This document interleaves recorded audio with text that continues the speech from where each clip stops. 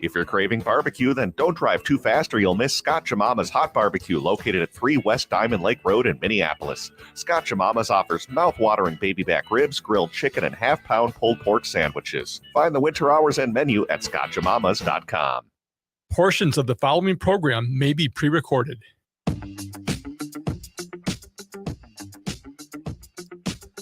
AM 950, the progressive voice of Minnesota. It's the Matt McNeil Show for your Wednesday. Matt Brett here.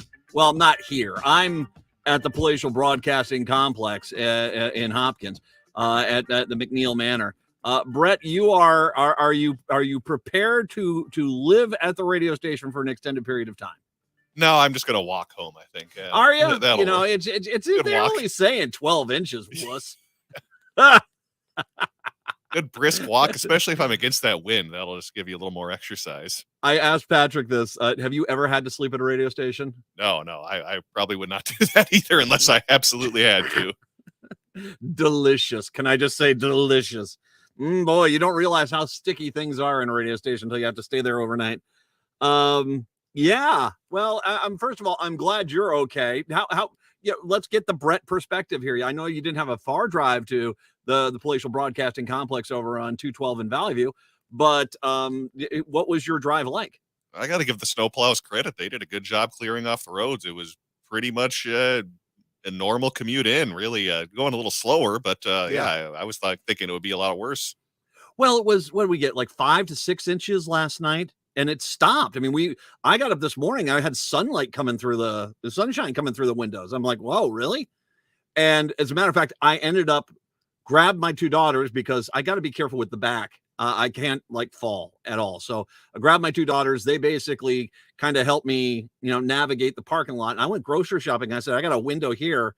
I'm going to go get this done today because I sure was not going to go tomorrow. And so I was able to get out there, but now it's as I looked out the AccuWeather window, it sure does look like indeed the snow is starting to come down a little bit out there. Yeah, it's tough to say, at least where we are. It looks like it's more blowing around. I at least don't have anything accumulating on the car yet, so might just be the wind. Yeah. Well, I got. That's going to change though. That was about 15 minutes. I'm looking at the radar right now, and unless there is some kind of hellscape apocalypse thing going on in Eden Prairie, I think you're in trouble. Good news is we have a regular contingent of shows tonight. You sticking around for Native Roots Radio and those guys? I will be around for them. Yep. Then you need to care. You got to promise me you're going to be careful getting home. Okay. All right. Indeed. The snow is coming through. I will post Sven's latest bring me the news forecast that he put out there. And I want to give Sven credit. There were way too many overeager weather guys that were just so enamored with the 25, 26, 27, 28, 30 inches of snow sort of narrative that they didn't really pay attention. And one of the things I like about Sven is that Sven's weather forecasts are fairly scientific. And he talks about ratio of snow to amount of water. And he was kind of quick to say, I don't know if this is going to, be the heavier snow. Now, that being said, we're still going to get over 15 inches, it looks like, for sure here in Minneapolis. Whether or not we get over 20 remains to be seen. I don't think it is. I think we're going to end up in the high teens. That's what it's looking like. And a lot of the snow actually coming tomorrow morning. And it's just, we're going to have a fairly substantial amount of snow coming down. You want to be careful. I was watching some of the video from MnDOT of, 35W. And it was at Diamond Lake Road, and there was an accident there. And here comes, and I saw it yesterday driving home from the radio station when the snow started in. Just these people that are just, I'm impervious. You can tell. The person that's driving the car that's going really fast is just screaming there that you guys just don't know how to drive. And what it is, and I can say this as a person who stared at traffic cameras for multiple years of my radio career when I was at Metro Traffic, it's not, no one really drives well in this unless you're in a plow, because those are fairly heavy and they're designed to kind of go through the snow. But even they go pretty slow. And there's your first clue. I mean, the snow plows are not trying to clear snow at 60 miles an hour. They're going slower. They're trying to get the snow cleared. They're trying to do it as quickly as possible, but as safely as possible. And if that vehicle, which weighs multiple tons, is not flying down the highway at maximum speed, should you really in your sedan be trying to fly down the road? And that one footage I saw at 35W at Diamond Lake, that one guy, he was lucky enough to avoid the cars that had gotten into an accident in that left lane, but I think he kind of pretty much took off any kind of the shine on the side, the driver's side of the car against the concrete barrier running down there. So you just got to be careful. I got out today. Like I said, I went driving around. I think the plows did a pretty good job, but it still was pretty rough getting around. And this was before the heaviest snow. Most of the schools, a lot of schools are closed.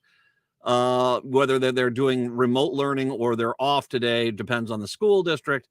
I will say I do not feel I'm kind of shocked a little bit about the girls' state hockey tournament, that they're still putting that on Thursdays particularly. That could be rough, but my guess is I'm hoping they have told people just get hotel rooms in St. Paul and hike on down to the arena. Are they over there? You know this better than I do, Brett. Are they at the X or are they over at Ritter, or are they over on the campus? That's a good question. I know they do the semis and the championship at the X. They might do the quarters at Ritter, I think. Though. Okay, so at the U. Well, but it's hopefully they'll get that cleared on out. It's just tough driving, and it's a lot of snow that's out there. I will say too, if I can. I did come across this very interesting stat. Apparently back in 1982, and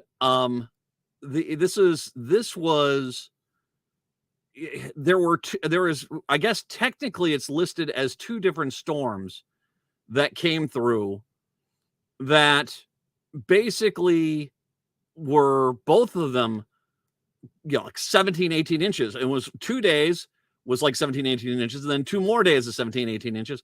And I'm like, okay, how in the world is that not listed as the worst snowstorm we ever had? Because I get it. Maybe you're just trying to split hairs, or you're just the people that are the guys that like to just scream about the October, 91 blizzard.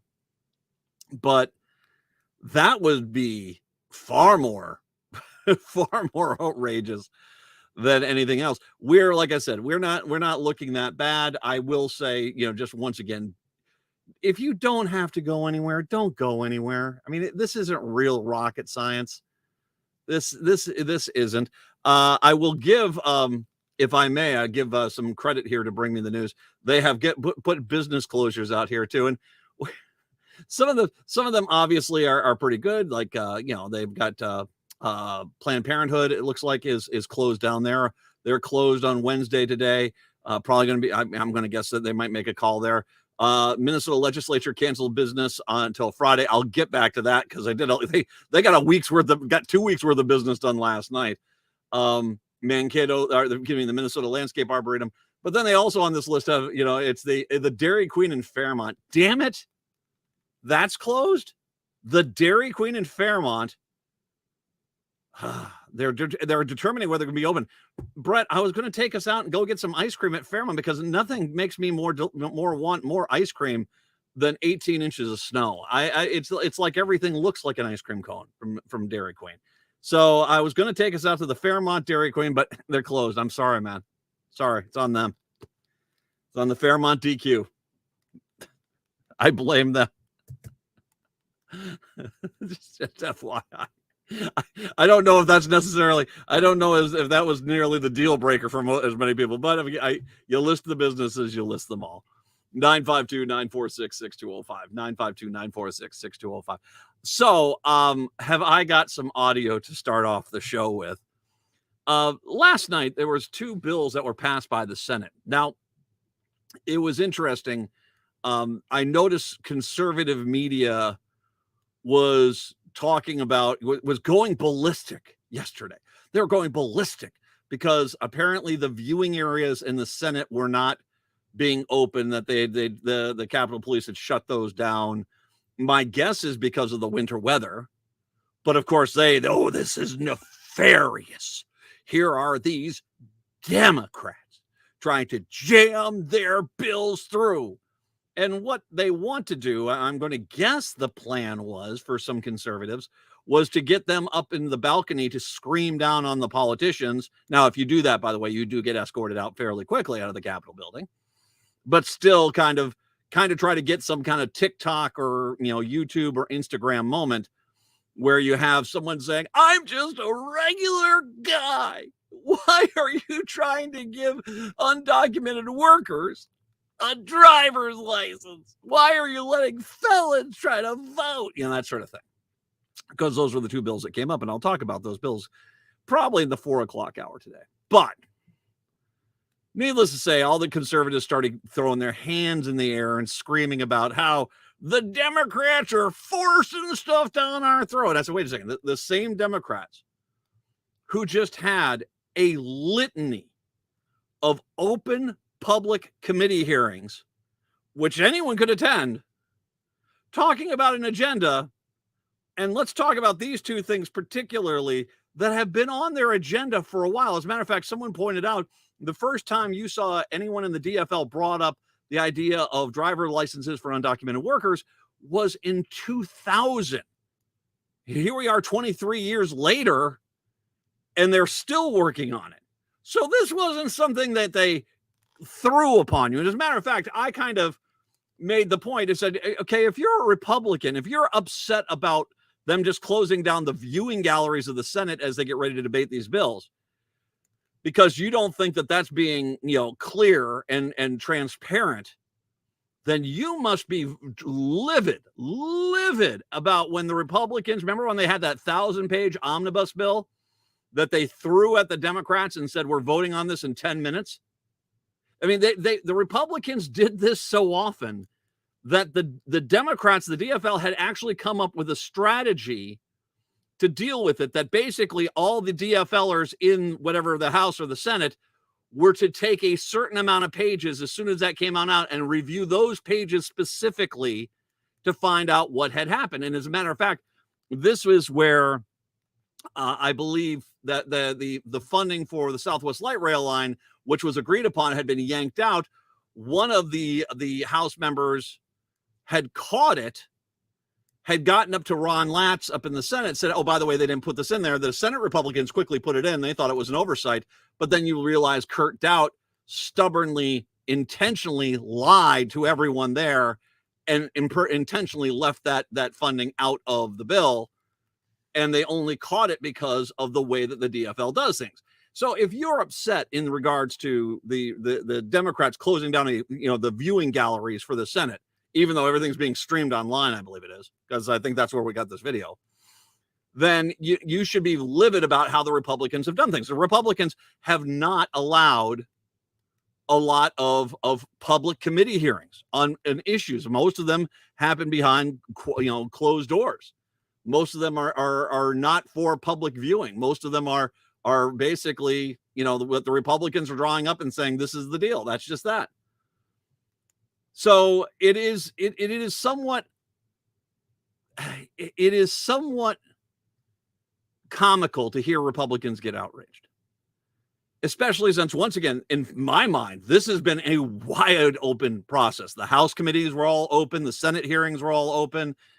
They brought this up. So anyone trying to say they're trying to sneak this in, they're trying to jam this down our throat, is comical. And if I may as well point out that these are the same Republicans, the same exact Republicans who in October, when they honestly thought they were going to win everything in the state, we're talking about how we've got our agenda, which we haven't showed anyone, and we're going to jam it down those Democrats' throats.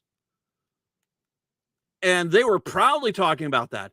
And so for you to be outraged that the DFL has taken long established wish list items, given them public hearings, and had a floor debate on them, that's on you. Just are wanting to have this thing where you can play the tough guy when you're in charge, but then when you're not in charge, you're the innocent victim.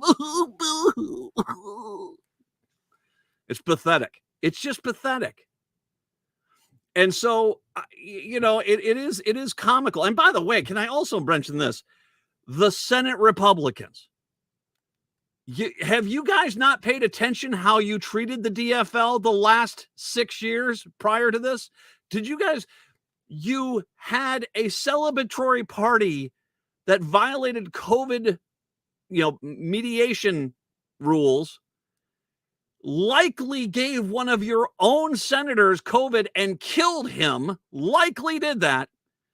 And when you found out you had the COVID running through the Republican Senate caucus, you said nothing to the Democrats when you went back to in-face meetings at the Capitol.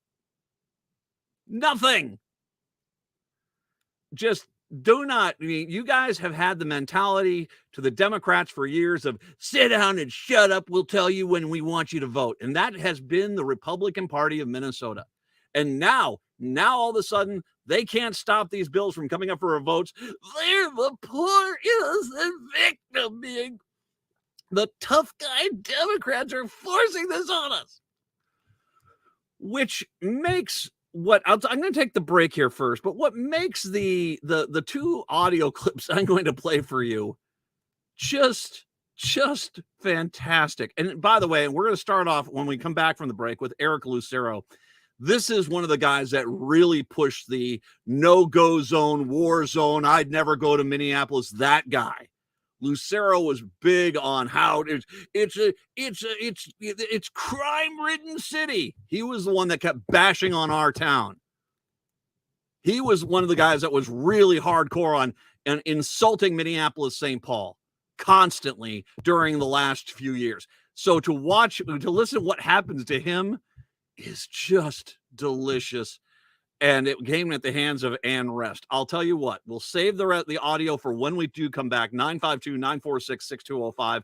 952-946-6205. Take a break. Come on back. The Matt McNeil Show on AM 950.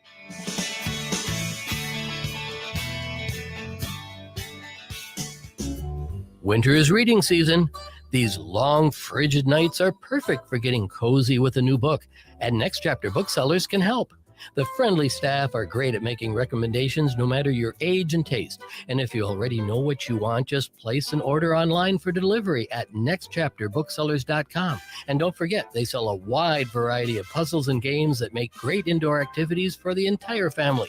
Located off Snelling and Grand in St. Paul and at nextchapterbooksellers.com. Located just north of 50th in France, the Great Wall Restaurant has provided a delicious taste of authentic Chinese cuisine since 1981. Specializing in Szechuan and Peking dishes, they offer one of the most extensive menus in the Twin Cities. Favorites include hot and sour soup, pan-fried dumplings, and mushu pork with homemade Chinese pancakes. Stop by their Edina location or call for takeout at 952-927-4439. See the full menu at greatwallrestaurant.us. On This Queer Book Saved My Life, we talk with LGBTQ guests about the queer books that saved their lives. On our next episode, we chat with Minnesota Book Award winner David LaRochelle about the book Conundrum by Jan Morris. We discuss how life-giving empathy can be, and we get into LGBTQ characters in children's books. Listen to This Queer Book Saved My Life every Saturday morning at 7 a.m. right here on AM 950, the progressive voice of Minnesota.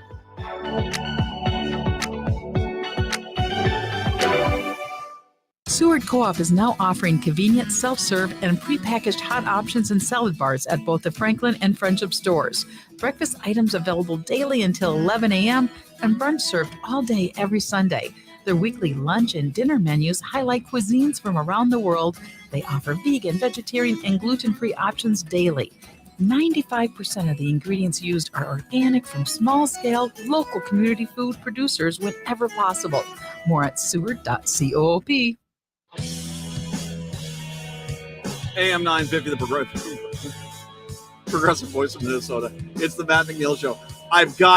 What did I just say about Republicans claiming they're victims? Oh, God, I got a second one from Lucero that we just got. I want you to, if you get the chance, Brett, so let me set the stage here. Senator Ann Rest is sitting and basically acting as the Senate pro tem, in charge of the Senate, controlling the debate. in regards to, I think this was in regards to the undocumented workers being able to get driver's licenses. And Lucero, once again, is one of this right wing, just a jackass. He really is. And so apparently at some point he had asked if he could ask a question and then went on a tirade about things that had nothing to do with the question. Finally, Senator Ann Rest had enough. And the tone here from Ann Rest is just magnificent. Brett, go ahead, play cut number 1 from Lucero. She yields for your question. Please state it. Thank you, Madam President. Well, that begs another question, Madam President. I'm not intending to test you. I'm not intending to push your buttons or do anything deliberately to make you upset. But what I need to do to ask my question, I need to lay a foundation of foreign travels, foreign officials, and my experience in my travels and my family. In order to frame my question with context. My question, Madam President. Brett? Internet just acted up on that video. Okay, well, that actually was the second video. The first video that was played earlier, from Dan Thomas Commons out there, the first one from earlier today, this is the don't blank with me energy that the new Senate Minority Caucus calls for the president today. Go ahead, play that one. Let's play that one first, and we'll go back and play that other one. Can we do that? Yep, here we go. My question for Senator Mohammed, is there a definition for your usage? Senator Lucero, I think we've gone far afield from your original request for her to yield to a question. I'm going to allow. And unfortunately, Twitter is pausing these videos midway through. Let me see if I can skip ahead. All right, let's see if we can do that. Yeah, it does not want to play the second half of the video, unfortunately. Well, let me see if I can play it through mine. Let's do that. Let's see if I can play it through mine. I'll tap dance for a second here while you do that. Yeah, as we get the next clip of Lucero. You ready? Can you hear it? Unfortunately, no. All right. Well, that's unfortunate. All right. Well, needless to say, we'll try to do this. Lucero gets called out. Let's see if we can maybe get these cleaned up, and we'll try to play these again in the 4:00 hour. See if there's something there. Lucero basically tries to do this thing with asking the questions, and it basically doesn't have it. The second one is just precious because I just said this. This is the epitome of the Republicans. Matt, I have that first one ready if you want to. You want to try that? Okay, so this is the first one. Go ahead with that. Yep, I'll start it from the beginning. Here we go. All right.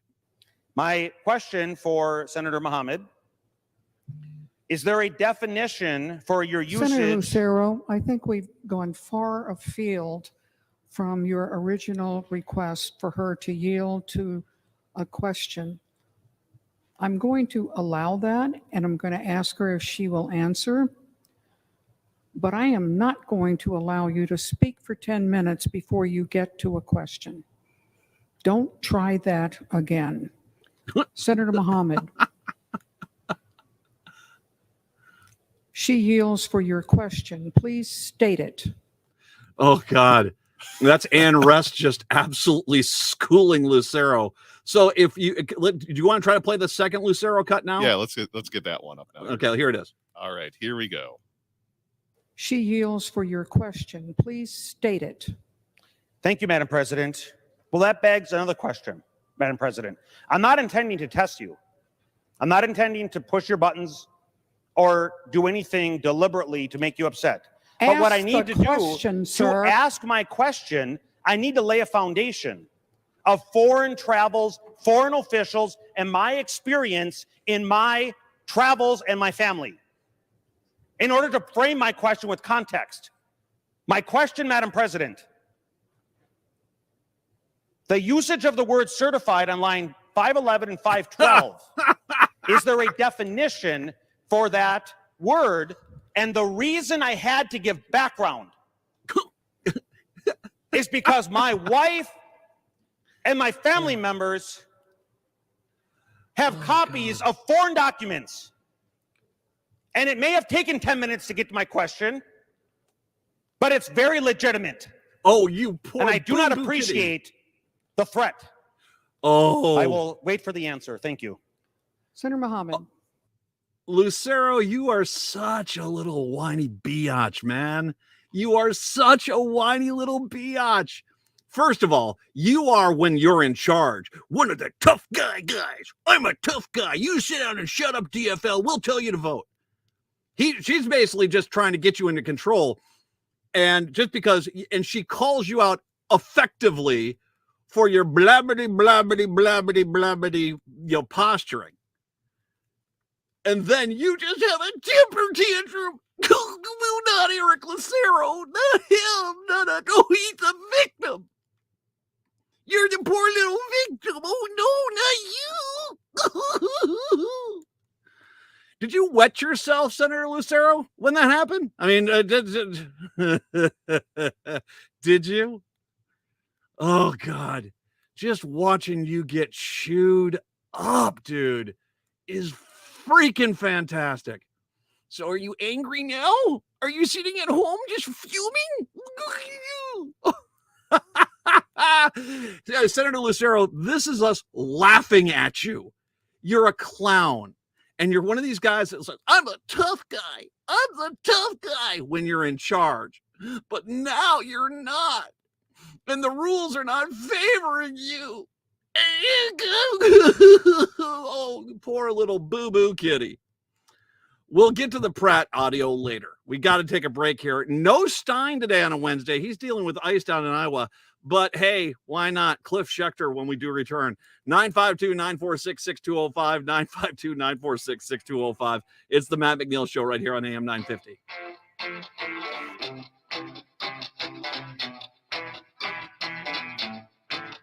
It's an absolute must for any true foodie. Vinaigrette at 50th and Xerxes in South Minneapolis offers premium oils and vinegars for the most discriminating of tastes. This is Sarah Piepenberg, owner of Vinaigrette. We bottle on-site, there's no guesswork, and you get to taste test each and every oil and vinegar we offer. Our direct relationship with the growers ensures an uncompromised level of satisfaction. When you need to know you're cooking with the finest ingredients, first contact the independently owned Vinaigrette, 50th and Xerxes in South Minneapolis. Online at vinaigrettemn.com. Hi, this is Kirk Duckwall with the House Geeks and host of the Twin Cities Real Estate Show here on AM 950. Why do our listings sell for 9% more than our competition? Because we not only know how to market houses, we know our local market and how to leverage it. If you're thinking of selling and would like not just a market analysis, but a House Geeks total market overview, then give me a call at 651-303-0019 or find me online at housegeeks.com. Hi, Matt McNeil here. On December 8th, I was driving home in my Toyota Sienna from Rudy Luther Toyota. At a traffic light, a car slammed into me. Without a doubt in my mind, if I hadn't been driving a Sienna, I wouldn't be here right now. The car is designed to take a wallop and keep the people inside safe, as it did for me. It's one thing to hear someone talk about safety standards. It's another to become an example of the safety standards. The Toyota saved my life, and I will always own one. If you want real safety, visit Rudy Luther Toyota. Rudy Luther Toyota, the corner of 394 and 169 in Golden Valley. Hi, this is Frank Brown, owner of Minuteman Press Uptown, Minnesota's only minority-owned union printing company. But we are not just another print shop. We are a marketing and promotion company that has over 100 years of experience in helping clients not only with their printing needs, but also with their marketing strategies. We offer marketing ideas for clients from targeted direct mailings to digital geofencing. I am passionate about helping businesses grow. Frank and his team at Minuteman Press Uptown have been great to work with. They always come with fresh marketing and promotion ideas that help us grow. But that is not the only reason I choose to work with them. Check out their Google reviews. I choose Minuteman Press Uptown because they match the values of AM 950. They pay above livable wages, stand up for social, racial, and economic justice. Call Minuteman Press Uptown at 612-870-0777 or visit mpuptown.com. See the difference they can make with your company. They print everything. With your AM 950 weather, I'm Brett Johnson. A winter storm warning remains in effect today as we expect about 2 to 4 inches of snow with a high near 23. Then tonight, another 7 to 11 inches of snow with a low around 16. Now is the best time to switch to solar. The electrical grid has limited space, so don't delay before someone takes your spot. If you'd like to learn if solar is right for you, check out All Energy Solar's free winter webinar series. Visit allenergysolar.com/webinar to register for an upcoming event.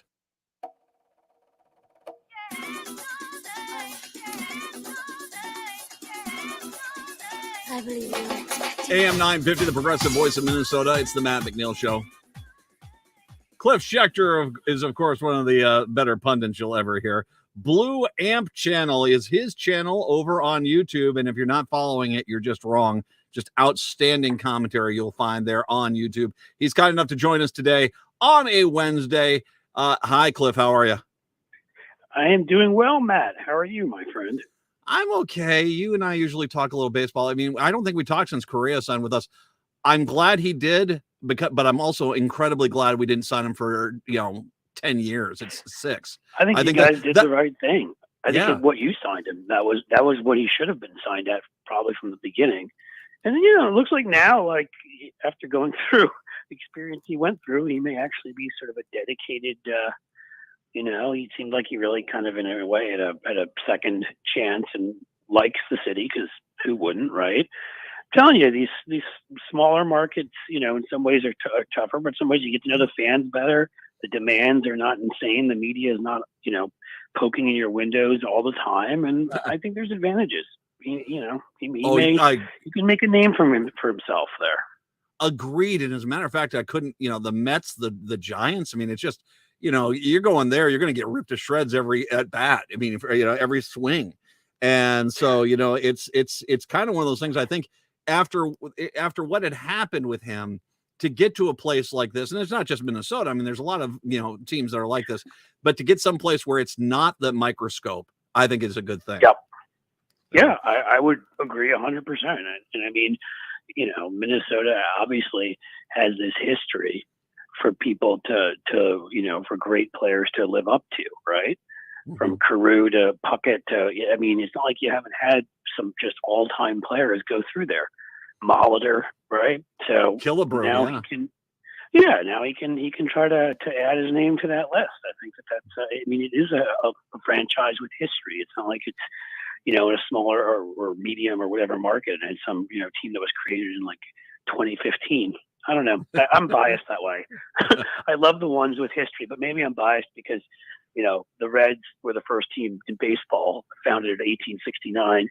And that's I'm a fan because ever since I've lived here, and then I grew up a New York Yankees fan. They've kind of been around for a while too. So, but I don't know. I like cities and everything with history, which is frankly why I've always liked Minneapolis too.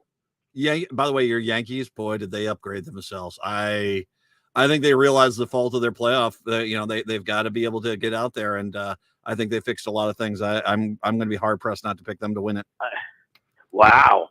Okay, good. I hope you're right. I mean, because I basically agree with you, but I'm still very worried. I mean, our pitching is incredible now, even with Montas having to get shoulder surgery. But I'm still worried about like we did nothing. I don't understand. I mean, maybe they have a plan. I hope they do, but I don't understand why. If you look at the years, we may start boring people here soon, so you can tell me to shut up about baseball whenever you want. But if you look at the years, when the Yankees were at their best with the stadium they have. You can tell those years by the number of impact lefty hitters they have because of that short right field porch. And in 2009, the last time they won the World Series, they had 5 of them. They now have 1 with Rizzo. Our young kid Cabrera could be a second one, but we don't know yet. And I just was shocked this season. Michael Brantley was out there, and he's a little bit older. You could have gotten him on a cheaper contract, and Nimmo was out there. You had these left-handed hitting outfielders, and we didn't bring any of them in. And we need. We don't have at least 2 or 3 impact lefties.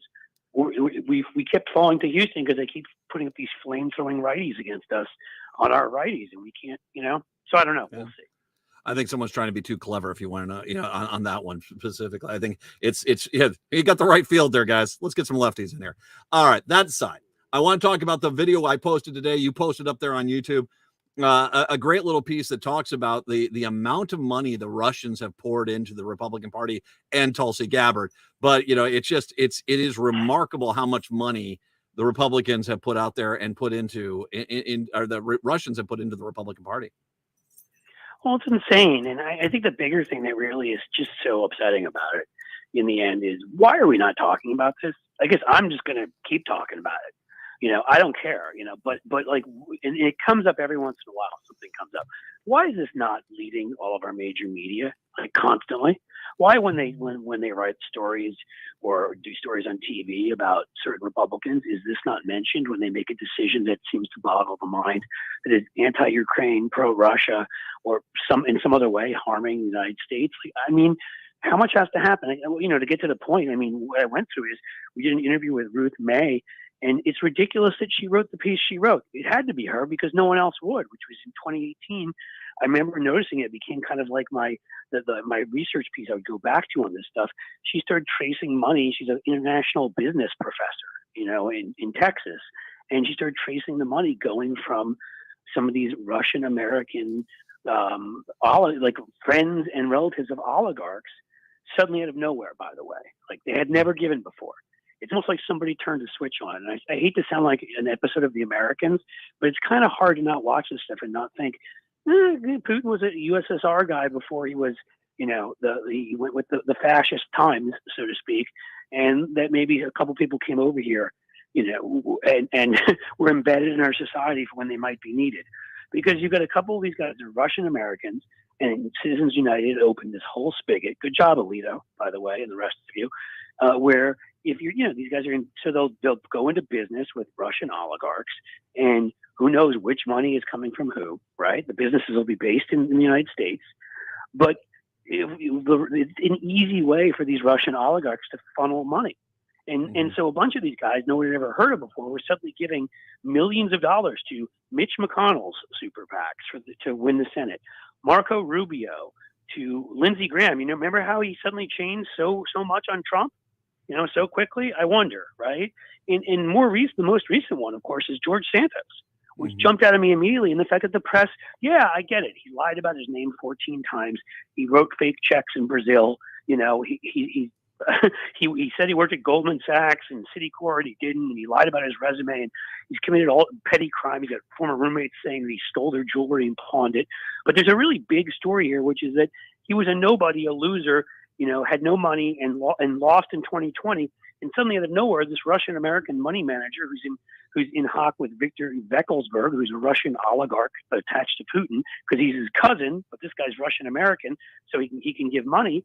You know, suddenly goes into business with Santos, and suddenly Santos goes from nothing to like being able to give his own campaign $700,000. Where the hell did that come from? Suddenly, you know, InTrader is his name, who went to Trump's inaugural, by the way, gives Santos at least $60,000 to different campaign accounts that we can trace. How many can't we trace? And when you see this stuff, the same guys are popping up again and again. How is the media not talking about this constantly? Like, I don't understand. You know, the last thing I'll say quickly is a piece just came out in the EU, how in Crimea, when Russia invaded, was it 2014, 2015, and it was an expose on how they bribed, they gave money to and other perks to all of these EU legislators and major members of the media in these countries. So that's another thing for people to look at. When certain people you thought you knew in the media suddenly start, you know, like suddenly become pro-Putin and start taking the Putin line, you may want to question why that is. Well, and you and I haven't talked too much about Ukraine itself.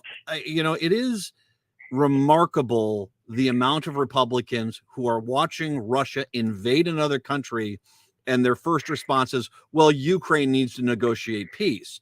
And it's almost, it really is truly this unbelievable level of clear corruption that's going on.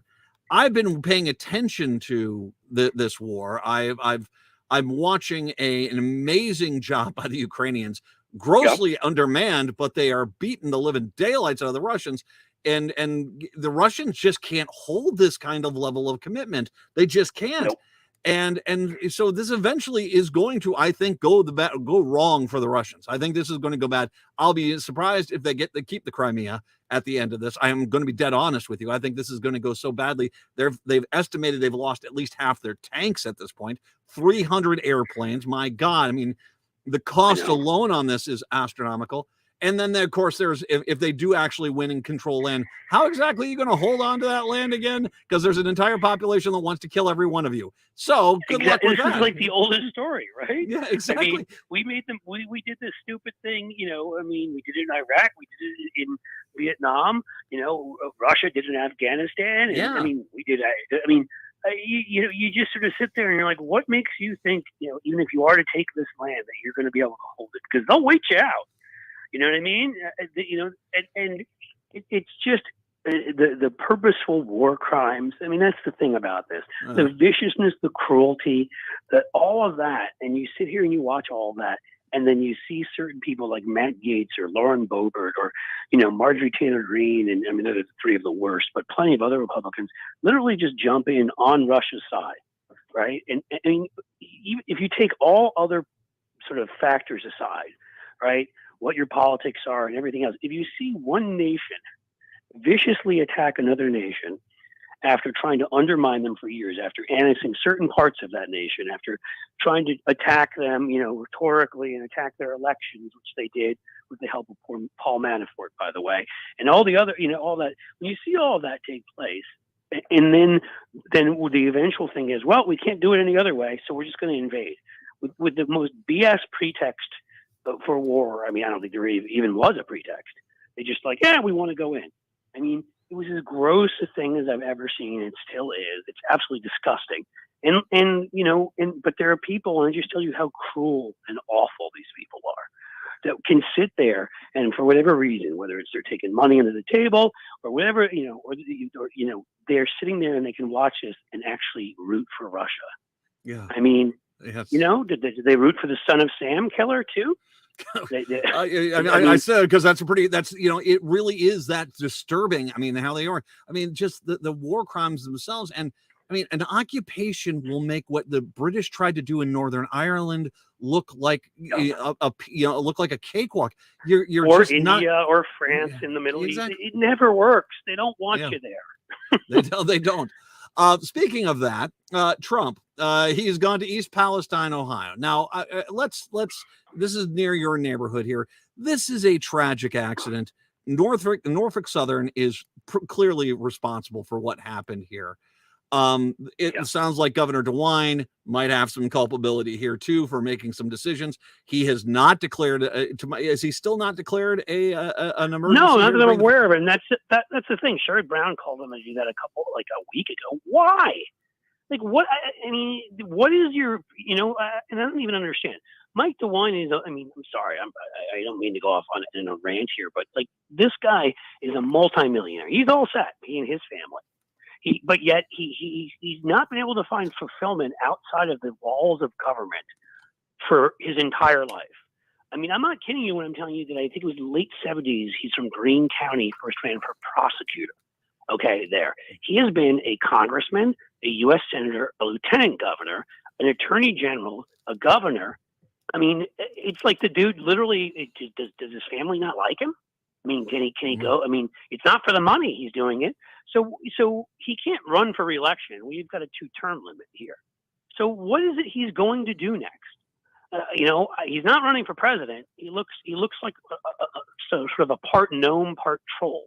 Okay, he's not running for president. So the question becomes, why? Why would you? I mean, the only reason I can think of for doing this is catering to your cruel, evil base.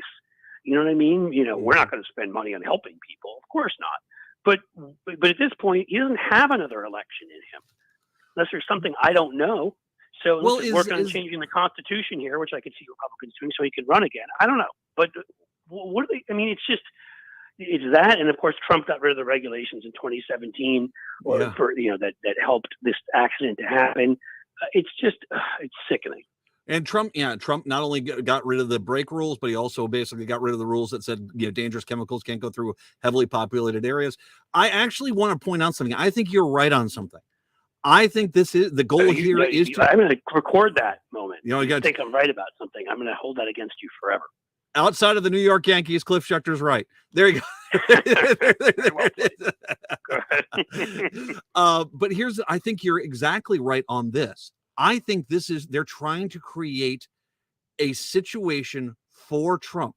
The whole thing with the mayor going up on Fox and basically talking about the slap in the face because Joe Biden, as the president of the United States, is in a war zone with Ukraine, and basically this whole idea. I mean, Trump can't do anything. He is not the president. He doesn't have any. He's not Jimmy Carter. He couldn't even do anything when he was the president. Exactly. I mean, other than eat KFC spicy wings and like watch Fox and Friends. So I think the whole point of this is exactly what you said. Is to create a photo op for Trump to make him look presidential, while at the same time, by not declaring a national emergency, not bringing in the federal government, you basically stop Biden from coming in there and then criticize Biden for why isn't he here? Well, you've got there's a process here and you guys are not following it. I honestly think that they're using this horrible accident to try to just help Trump. And that may be true. I mean, I guess the only reason I didn't think of that is the shame of the whole thing is as awful as DeWine is, he wasn't a Trump Republican before. You know what I mean? I mean, he was actually quite good initially on COVID, and then the whole base screamed at him, and he became a coward. So it may be out of cowardice, which is literally currency in the Republican Party. I mean, it's everyone. So maybe that's it. It's that Trump bullied him. He's such a coward. He decided that he would do this because he didn't want to be, yelled at in a tweet or something. Because that's the only reason. Because again, DeWine doesn't have something to run for after this. He has no reason to want to help Trump look good. He wasn't a Trump guy. All right. Like he didn't run as a Trump guy. They ran somebody to the right of him and he was able to hold on. Don't get me wrong. He's awful. He's anti-choice as you can be. And on some of the things where he was better, like gun safety, he completely threw all that overboard in COVID to kiss the right. But so, yes, but it's interesting to me that he would be trying, I would have thought he would have been more of a DeSantis or Nikki Haley kind of person or somebody else out there. Mm-hmm. So I don't know. Maybe he's trying to be vice president on somebody's ticket because because hell, I mean, as I said, the guy hasn't seemed to be able to find happiness not being in government for 40, 50 years now. So maybe it's just something he has to do. Well, and you just said it. Maybe he is looking at the Veep spot. Maybe he's looking at trying to be, okay, I'm an Ohio, what is called today a moderate Republican. I could jump on either DeSantis's or Trump's, ticket and be there. Maybe, as you said, he can't run again. Maybe that's the end game. He's just trying to look like he's trying to brush up his resume. Pence, right? He rescued Pence. Pence could have run again, but his record was so bad he probably was going to lose, even in Republican Indiana. So he rescued Pence. I suppose maybe DeWine thinks he'll be rescued. From what? I don't know. From being a wealthy white guy who can just go and spend time with his 500 grandchildren.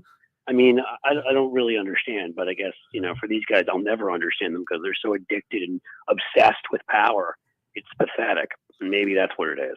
My show is better when Cliff Schechter is on it. I will link to your YouTube page, the Blue Amp page. Follow him there. Great videos coming out all the time. And you got a lot of subscribers, which is great to see. So go follow Cliff Schechter on YouTube. Look for the links a little bit later on. Cliff, as always, thank you very much. I appreciate the time, my friend. Always my pleasure. Thanks for having me on, buddy. You bet, man. Cliff Schechter. Let's take a break. Come on back. Wrap up hour number 1 when we do return. It's the Matt McNeil Show right here on AM 950.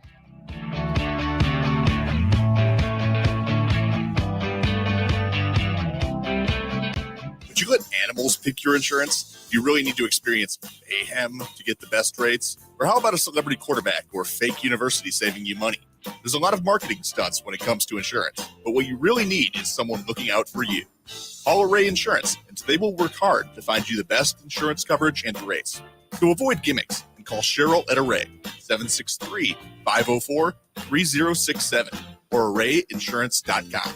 Array Insurance, working hard for you. Turn to Auto Technical with your vehicle donation. Even though Auto Technical is a small nonprofit, we have helped more families with transportation than any organization in Minnesota. Since '94, we have reconditioned donated vehicles so they have a higher tax benefit. Call Richard at 612-919-5526, 612-919-5526, or autotech.org.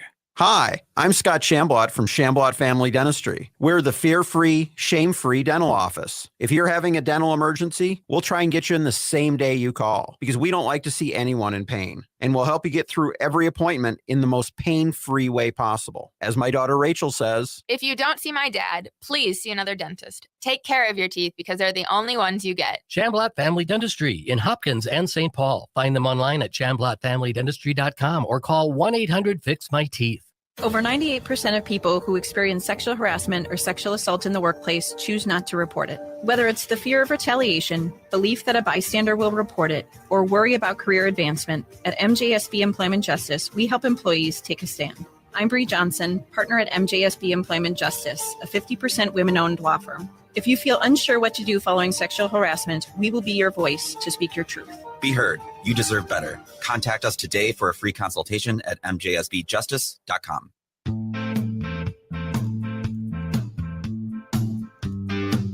AM 950, the progressive voice of Minnesota. It's the Matt McNeil Show. You know, it is interesting watching this whole thing with Trump. Once again, this would be like bringing George W. Bush in.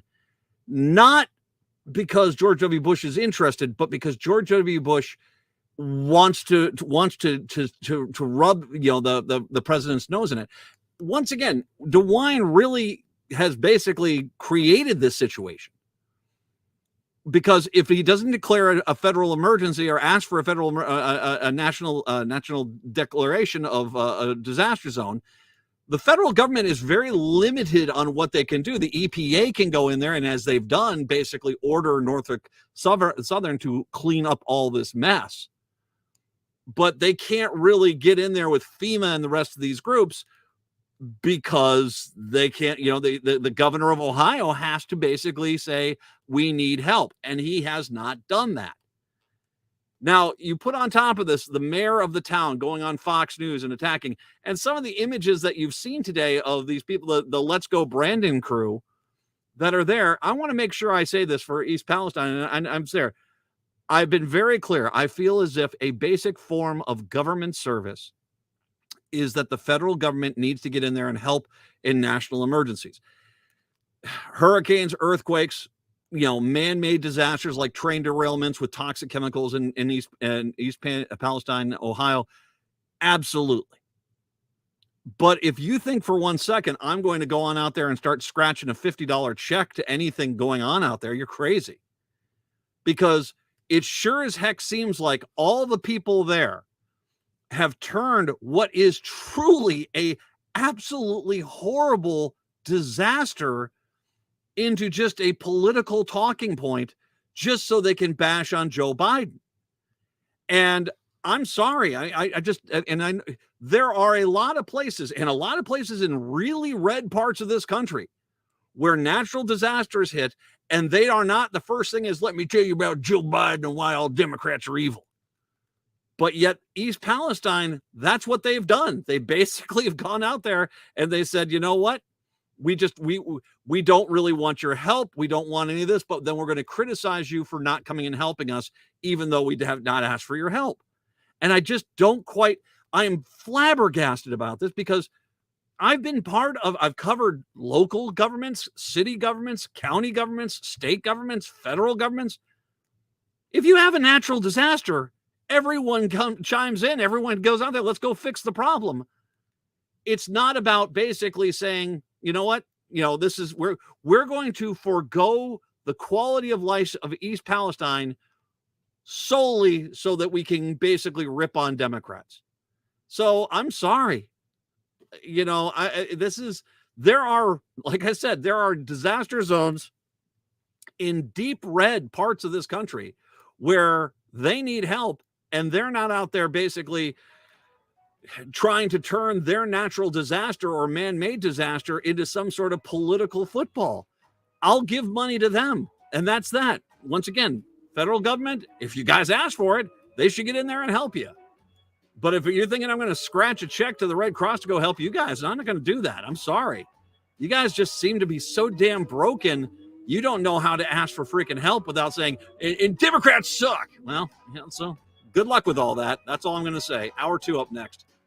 Hey, it's Patrick. February is the month for love, but when was the last time you gave your carpet the love and attention it really deserves? If your carpet hasn't been professionally cleaned, you are breathing unhealthy levels of nasty dirt, dander, bacteria, and germs that keep recirculating again and again. And what's worse, you're going to be stuck inside breathing that nasty stuff for months.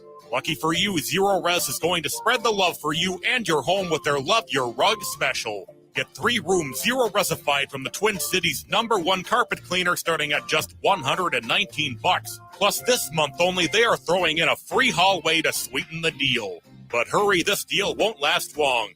And because love has no limits, Zero Res is going to take $75 off your air duct cleaning. You owe it to yourself and your family to breathe healthy, happy, and clean. Call Zero Res right now, 952-ZERO-RES, or go online at ZeroResMinnesota.com and say you want the Go ahead, Senator Latz. Or Senator Dibble, sorry. Senator Pratt. Madam President. Senator Pratt. Senator Dibble.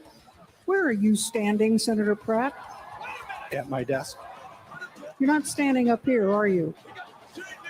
No, Madam President. So you can't call on Senator Dibble. Senator Dibble. Madam President, I would just simply call attention to the issue of... Go ahead, Senator Latz.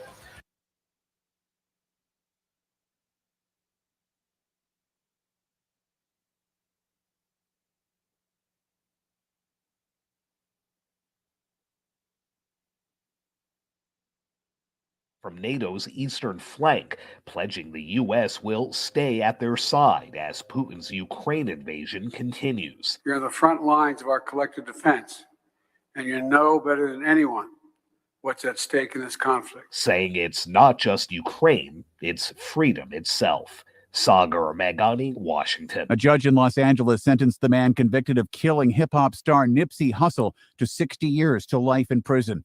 A police detective testified the 22-year-old, accused of carrying out the deadly mass shooting at a gay nightclub in Colorado Springs, ran a neo-Nazi website and used gay and racial slurs while gaming online. This is the first day of a 3-day trial to determine if there's enough evidence to warrant hate crime charges against Anderson Lee Aldrich.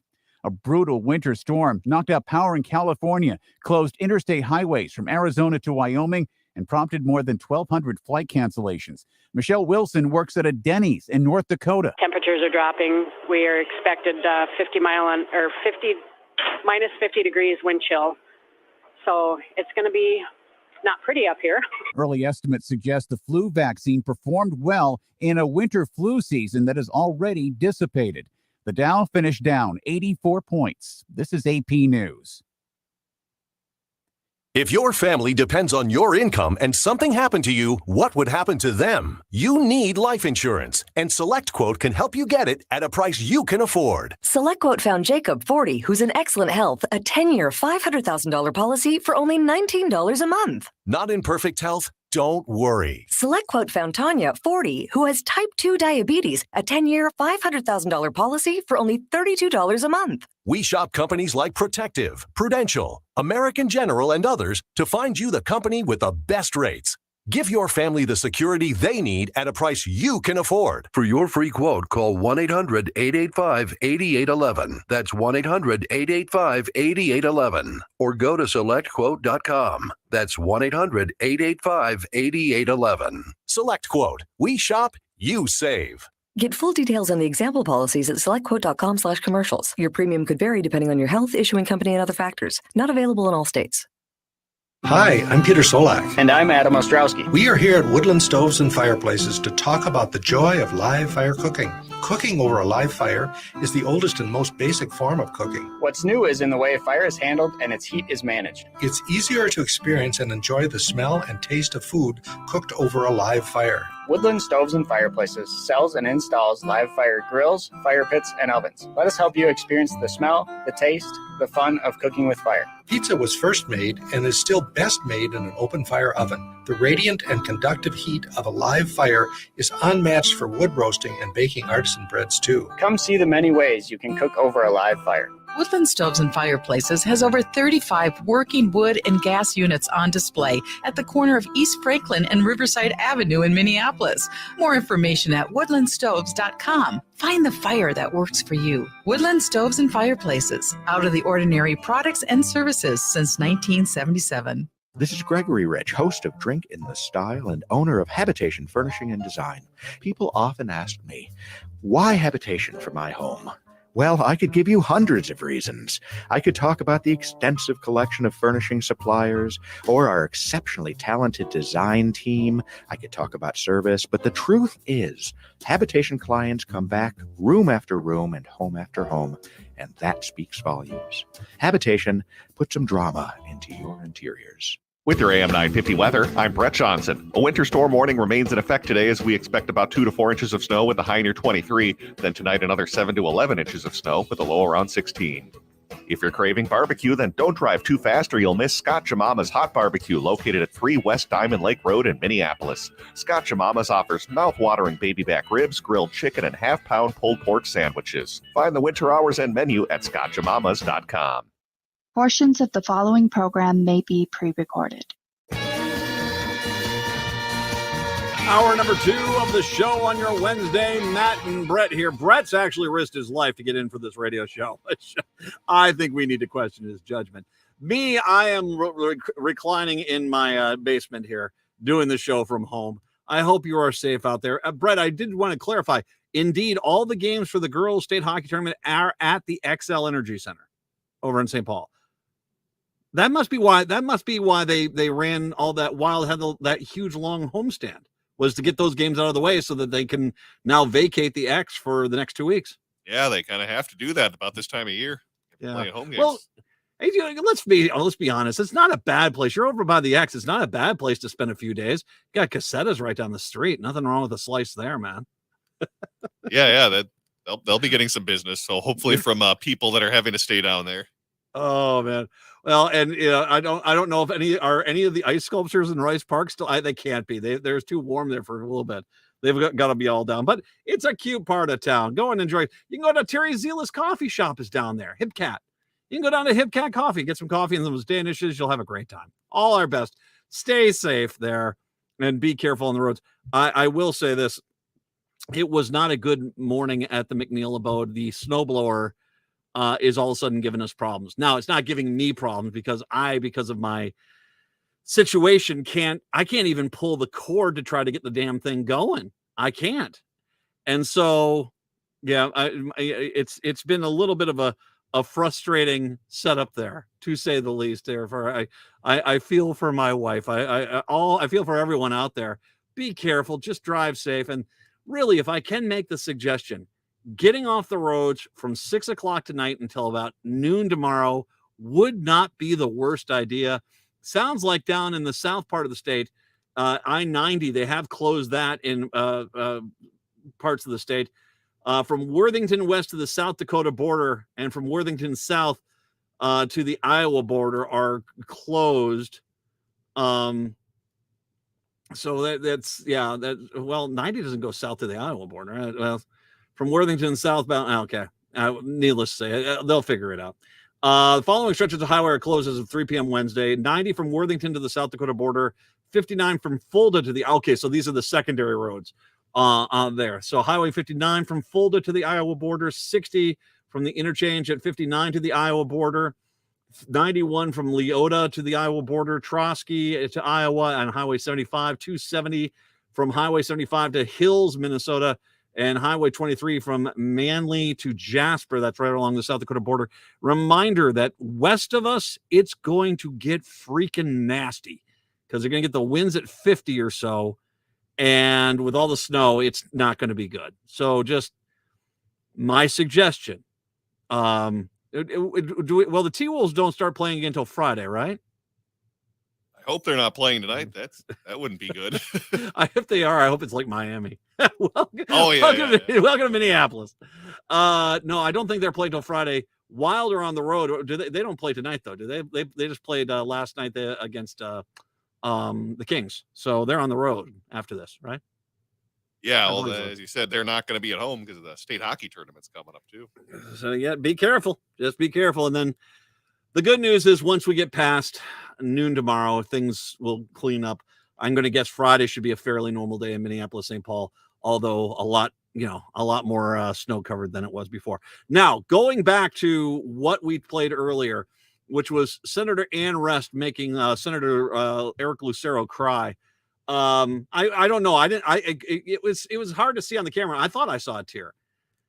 Reminder, this is what you got Republicans who are they're just pathetic. When they're in charge, it's you sit down and shut up and we're going to tell you when to vote. And that's it. I mean, the disrespect.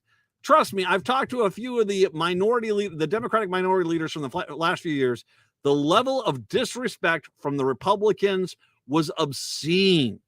And now, just as they're just trying to get, under control, look at the boo-boo kitty. That's Eric Lucero. He feels like he's a victim. Oh, he's a little victim. You poor little guy. Oh, you poor little guy. By the way, I'll take $5 on Ann Rest to beat his ass. If that fight happened, I'm taking Senator Rest. I am. Oh, that would be a beatdown. Oh, it'd be fantastic. You've got to see the video. Right, you've seen the video. Ann Rest has a look of death about her that when she looks and she said, don't do that again. Oh my God. Ugh, fantastic. Now, I'm going to play for you as well a second clip, a delightful second clip.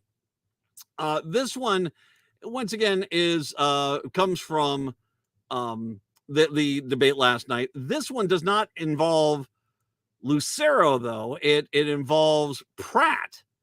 And this is kind of hard to see.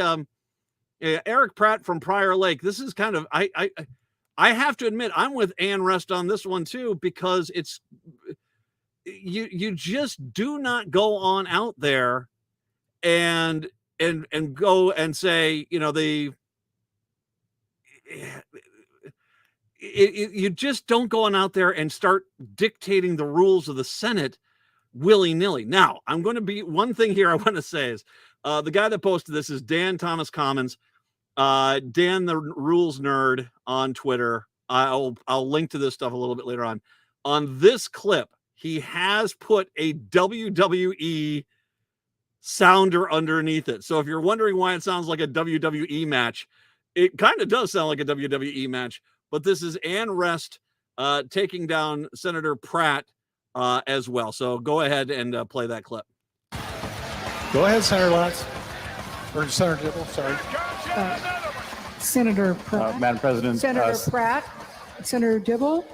Where are you standing, Senator Pratt? At my desk. You're not standing up here, are you? No, Madam President. So you can't call on Senator Dibble. Senator Dibble. Madam President, I would just simply call attention. That is a beatdown. That is a beatdown of epic proportions. You do not just call on people on the Senate floor. Once again, a little bit of a WWE soundtrack there, but still. Oh, God, is that funny. And this is Republicans who basically, I want to make, at the end of the day, they have zero respect for the DFL. They have zero respect for the DFL. When they were in charge, they demanded utmost respect from the DFL. But now that they're not in charge, the DFL's in charge, this is just a basic lack of respect. How does Pratt not know? You don't just say, all right, you can talk now. You don't do that on the Senate floor. And I commend the Ann Rest, Senator Ann Rest, for calling him. I was like, no, don't do that. So there you go. 952-946-6205, 952-946-6205 is the phone number. Yeah. Should mention exactly what was being talked about last night and what got the Republicans all upset. We'll start with from the Minnesota Reformer. We'll start with the undocumented residents driver's licenses. Now, once again, I want to make sure we understand this is, as Republicans are going to be trying to frame this as they jam this down our throats. No. First of all, a lot of businesses, including businesses in red parts of the state, want this because they basically need workers to be able to get in and help them out. And so this is kind of one of those things. This is the ugly truth about American business right now. As much as Republicans like to scream that they are against undocumented workers, undocumented residents, the reality is that many of the businesses in their communities need the undocumented residents to be working for them so that they can put their product out at a rate that is affordable. This is the ugly truth. I've always said, I mean, I remember when Steve King represented Northwestern Iowa and would be out there talking about, we've got to stop the undocumented workers. We got to stop the undocumented workers. Well, you are in Northwestern Iowa. Trust me, in that ag sector out there, if you don't have undocumented workers, you basically don't have an ag sector. You don't have an industry based out there. You just don't. And that was something that was, and we learned that lesson. Was it Alabama? I think it was, when they made those rules where basically you couldn't rent or anything. So all the undocumented workers left and they had fruit and crops out in the fields rotting because they couldn't find anyone to go work out there. This is the ugly truth about America, is that the rates they're willing to pay to get people out there to go pick these crops is, that's a hard day's work that most, Americans have not had to do in their life. And so they need the undocumented workers. And funny, I believe Alabama did actually go revisit those laws and tweak them so that they would basically have farmers that wouldn't have to go bankrupt having to, take care of things like that. The bill that was passed yesterday, which likely will get signed indeed by the governor. Minnesota state senators passed the bill early Wednesday to give driver's licenses to qualified undocumented residents after a decade of advocacy from immigrant groups' rights. The bill now heads to Governor Walz's desk. So this was without changes. It was the bill that went through the House. It's time for us to stop playing politics with people's lives, said chief author of the bill, Senator Zainab Mohammed, DFL from Minneapolis on the Senate floor. It's bipartisan across the state of Minnesota, except here. And it is. I mean, this is, once again, there are a lot of places out in rural Minnesota where they've actually been wanting this bill. But, once again, the reason why this didn't happen, and I'll talk about both these issues. In this case, the reason why this didn't happen is because Republicans kept using this issue as a way to try to get a tax cut. They want a tax cut for a billionaire. We're not going to consider this unless we get a tax cut for a billionaire. And that's how they would go. They'd go back to these business owners. As business owners are like, we want the undocumented residents to be able to get a driver's license so they can come in and work. Well, but what we can't just give that up. We've got to get a tax break for you as well. Okay, well, I guess so. Well, now that the Republicans aren't in charge, it got passed. Bills to give driver's license to undocumented residents have floated around the legislature for years, but the new DFL trifecta has brought to life the movement again, despite the bill being stalled the last time the DFL lawmakers were in control a decade ago. Former Governor Tim Pawlenty unilaterally required proof of legal residency in the United States to obtain a driver's license in 2003. The bill, House File 4, would impact the estimated 81,000 undocumented immigrants who live in Minnesota, as well as their families, particularly children who rely on parents to get around. Although similar bills in the past have attracted bipartisan support, Republicans say they're concerned undocumented residents could use the driver's licenses to vote. Senator John Jasinski, Republican of Faribault, called for a compromise and said the Republicans plan to introduce several amendments. DFL legislators say there are safeguards in place to prevent non-citizens from registering to vote. Once again, this is also another lie by Republicans. Oh, these undocumented people vote. No, they don't. They don't. It just does not happen. At least it doesn't happen in anything more than a handful at best attempts to happen. They've done these studies on voter fraud, and what is it, 3 or 4? And a lot of the times it's Republicans voting multiple times for other Republicans. So yeah. They also pointed that many residents with legal immigration status already have driver's licenses. Minnesota Secretary of State Steve Simon said in a letter to the Minnesota Senate that the proposal would not impact vote tanning or voter registration systems. And considering he's the best damn Secretary of State in the country, I'm going to go with Steve Simon on this one. The bill is supported by a broad coalition of interest groups, including the Minnesota Chamber of Commerce, not exactly the most liberal group. Also, law enforcement officials, not exactly the most liberal group. Both of who said giving driver's licenses to undocumented residents would make their jobs easier and keep uninsured drivers off the road. Ta-da! By the way, can I make sure I mention this as a guy that let's just put it this way. There are so many cases. One of the first things that happened to me after I got into my accident, I got hit, was that I got a call from the Hennepin County Advocacy Office, who basically is like, we understand there's a lot of people that don't have insurance, so we want to make sure we're here. It's such a common thing that they reach out to you and say, this happens. This is a way to kind of limit that. I love that. Advocates say issuing licenses to undocumented immigrants makes roads safer. Studies show hit and runs in uninsured drivers decreased in states that allowed undocumented people to obtain driver's licenses. 18 states, Washington, D.C., and Puerto Rico, issue driver's licenses or similar documents that offer driving privileges to undocumented people. The bill establishes an implementation date of October 23, allocates $1.45 million to driver and vehicle services over the next 2 years. So overall, it's once again a good thing. Once again, an issue that the Democrats, the DFL, has put forward for years as something they want to get done. And now it's done. And yeah, elections have consequences, guys. Mr. Lucero, sure, you little boo-boo kitty. I'm sure you got your feelings hurt there, boo-boo. Oh, God. By the way, Brett, I posted a picture, a screen grab of Lucero from that video, and it could be one of my favorite photos of all time, man. Oh, if you want to see that, go look at that. You can see that on Twitter, on Mastodon, and on Facebook. I posted it everywhere because, sweet Jesus, I might take my wife's picture off my phone wallpaper and put the Lucero picture on there. Oh, good deal. Oh, good times. Big smiles on a snowy day in Minnesota. 952-946-6205, 952-946-6205.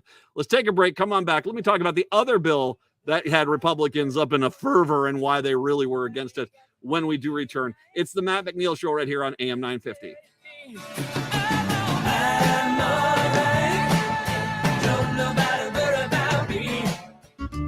Check out the award-winning Hazel's Northeast in Minneapolis on the corner of 29th and Johnson for a delicious meal any time of the day. Breakfast favorites include Jean's Mean Fried Egg Sandwich and the Drunken Banana French Toast. While for dinner, try selections like the fabulous Swedish meatballs or wild rice gumbo. Hazel's Northeast is located on the corner of 29th Avenue and Johnson Street, just a few minutes away from 35W. View Hazel's menu, make a reservation, or place a takeout order at hazelsnetogo.com.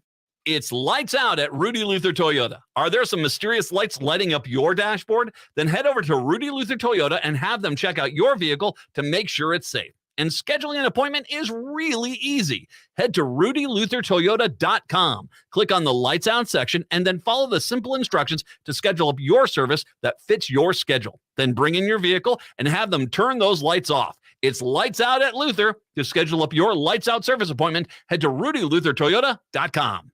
Winter is here, and there's a good chance your home isn't being heated efficiently. And it's likely because of air sealing and insulation problems. Inadequate attic insulation is the leading contributor to high energy bills, cold rooms, and ice dams. Great news, the energy-efficient pros at Snap Construction can fix it all. Stop the heat from leaking out and save. Call 612-333-SNAP or visit snapconstruction.com for your free infrared energy inspection. Install with Snap Construction and qualify for over $750 in rebates and incentives. State and city programs are now offering 0% financing for qualifying insulation upgrades. So call Snap Construction for your free insulation energy consultation and start saving on your energy bills. Call 612-333-SNAP. That's 612-333-SNAP. Or visit snapconstruction.com. Snap Construction is arguably the most well-reviewed insulation and exterior contractor in the metro area. Visit snapconstruction.com. There really is no place like home. Hi, I'm Mary T. of Mary T. Home Health. When you're faced with an illness or an injury, being able to stay at home and receive care is important. Our home health offers a wide range of services, including skilled nursing, physical, occupational, and speech therapies, aides, homemakers, in-home respite care, and 24/7 live-in care. We'll work closely with your primary care provider to come up with an individualized plan for you. Learn more today at marytinc.com. AM 950, the progressive voice of Minnesota. It's the Matt McNeil Show. 952-946-6205. 952-946-6205. By the way, I don't think that they put the reformer story on the driver's licenses did not have the vote total. Let me see if, let me really quick here, just check. Party line vote. It was a party line 34 to 31 vote for the driver's licenses. Not the case, though, in regards to the other bill that got passed last night, which had to do with restoring voting rights for people still on parole. Now, I'm going to be very clear here. I think this is not a real surprise. The mentality is, considering our legal system is horribly unfair to the minority population, the legal and policing system clearly favors, white America versus everyone else. The levels of injustice that have been put upon our country by conservative policies on both of those levels over the last 50 years have basically created a problem for the Republicans, because down deep inside, most Republicans I know are infuriated by the concept of taxation without representation. And, so you're going to tax somebody, but they're not going to have any say in who represents them. The question we have in this country, and this is a good question, and I'm glad this question is being addressed, is, so say someone does make a mistake and then goes to jail. When is the end of their term? When can they get back and be able to vote? And because Republicans are terrified that most of those votes, which is not a guarantee, but most of those votes are going to go to the Democrats, they've basically tried to adopt a mentality of, well, if you commit a crime in the United States of America, that you have forfeited your ability to vote ever again in this country. Now, that's not universal. As a matter of fact, I bring up this point. The Senate passed the bill 35 to 30, which means at least one Republican voted along with the Democrats on this issue. So there are some Republicans who, are bothered by the idea of taxation without representation, which is, kind of a tentpole of most Republicans I know. But as well, the other side of it is that it's what you've got here is the idea that, these people have served their time. They've been punished. They've been sentenced in a court of law. They've served their time. They're out. When do their normal lives come back? The Minnesota Senate passed a bill 35 to 30 Tuesday to restore voting rights to people still on patrol or probation. The bill now heads to Governor Walz, who says he will sign it.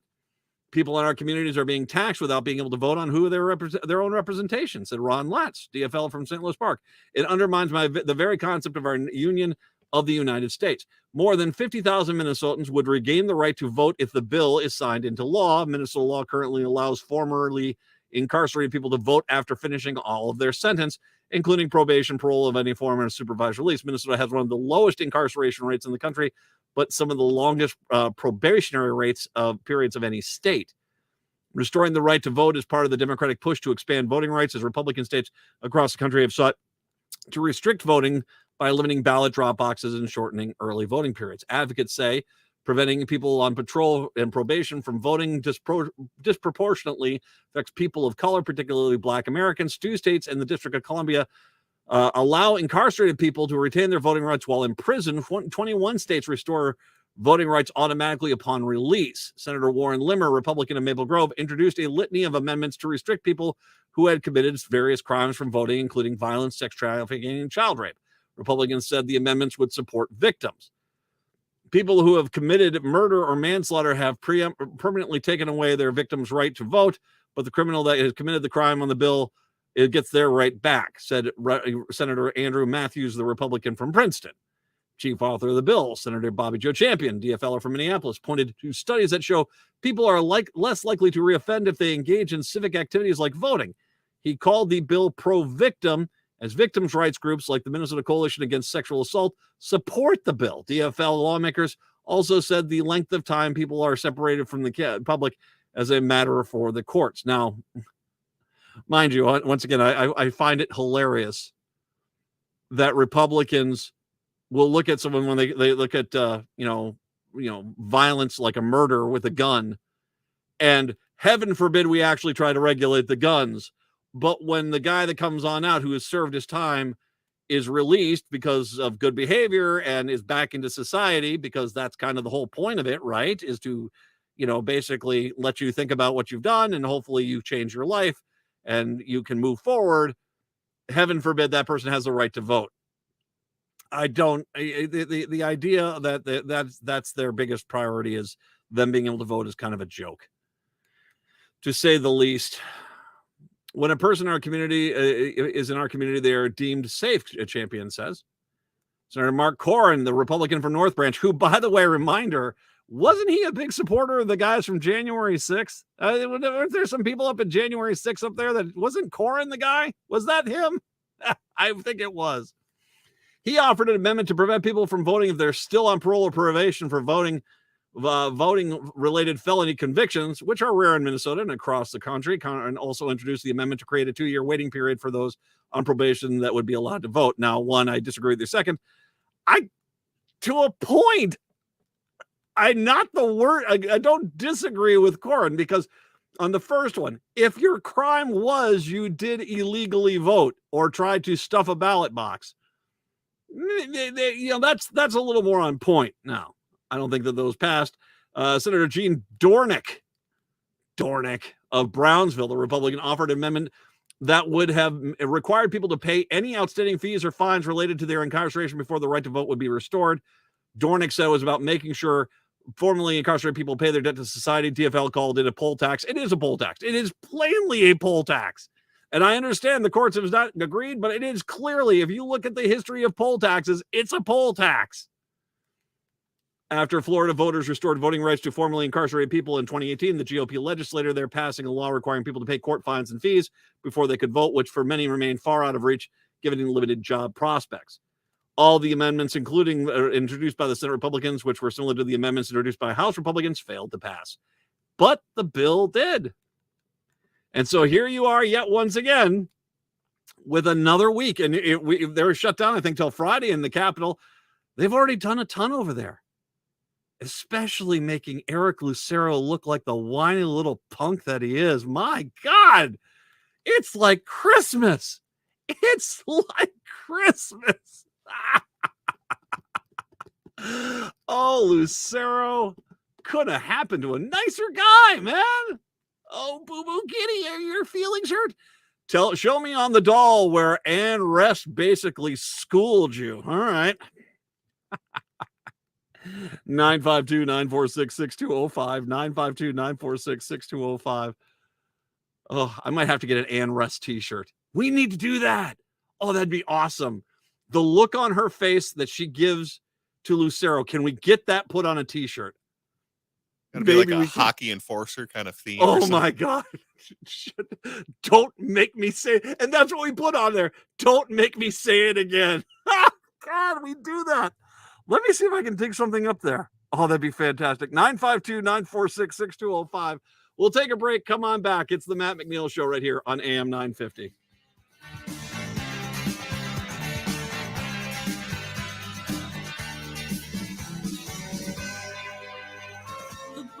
Bill Maher. Every year, somebody, I don't know who, but they keep a registry of the names that parents are giving their newborns. They've been naming kids things like Pistol, Shooter, Magnum, Remington. This is sick. Liberals don't do this. Liberals don't name their kids Prius and Juicer. Bill Maher in the Mystic Showroom May 21st. Get tickets this Friday at 10 a.m. at the Mystic box office or online at mysticlake.com.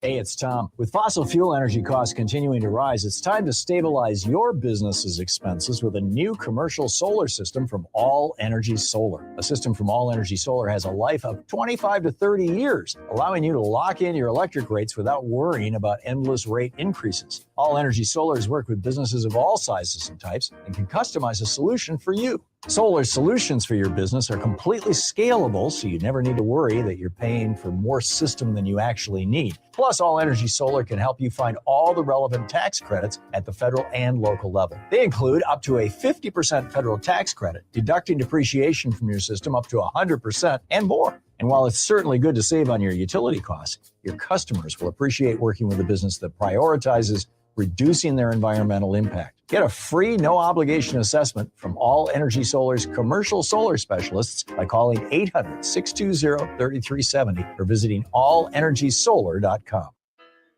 Tune in for Philosophy Talk, the program that questions everything. Except your intelligence. Coming up, cancel culture. When celebrities get canceled, they usually just end up whining about it on their Netflix special. But some ordinary people also get mobbed online. They can even lose their jobs. Because they got caught on camera spewing hateful bigotry? Or because they said something innocent that got misunderstood? Cancel culture. Next time on Philosophy Talk. Philosophy Talk. Every Sunday at 8 a.m. on AM 950. With your AM 950 weather, I'm Brett Johnson. A winter storm warning remains in effect today as we expect about 2 to 4 inches of snow with a high near 23. Then tonight, another 7 to 11 inches of snow with a low around 16. Now is the best time to switch to solar. The electrical grid has limited space, so don't delay before someone takes your spot. If you'd like to learn if solar is right for you, check out All Energy Solar's free winter webinar series. Visit allenergysolar.com/webinar to register for an upcoming event.